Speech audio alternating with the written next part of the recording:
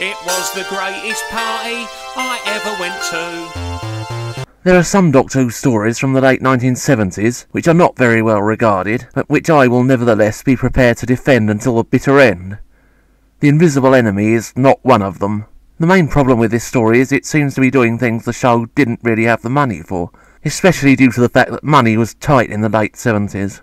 As a result, we have a space station which looks like it should be dangling from the ceiling of a department store. We have some of the blandest looking corridors in the history of the show, but on the plus side they do have virtual reality computer games.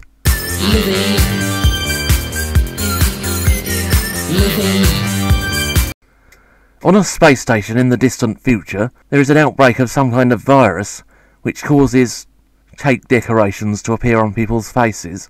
When the Doctor is infected by cake decoration-itis, it is decided to send miniature versions of himself and Leela into his own body in order to find the swarm nucleus. Fantastic Voyage featured an amazing journey into an environment as alien as outer space or the depths of the sea.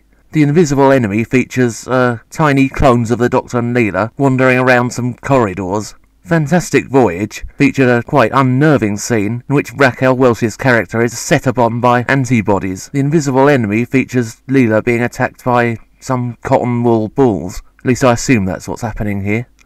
The virus nucleus manages to escape the Doctor's body and grows to full size. And yes, it's a giant shrimp. From then on it is literally impossible to take anything seriously. The whole Fantastic Voyage storyline is completely forgotten. The miniature clones of the Doctor and Leela are killed.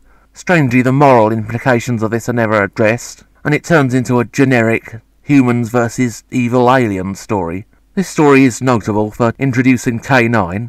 At this point he belongs to a comedy scientist. Yes, because obviously nothing says intelligent science fiction more than a comedy scientist with an over-the-top German accent.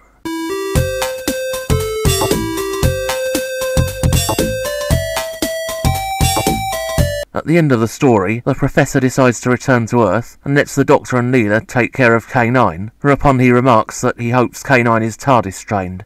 Yes, the clever wit of earlier Tom Baker stories has been replaced by comedy professors and jokes about dog shit.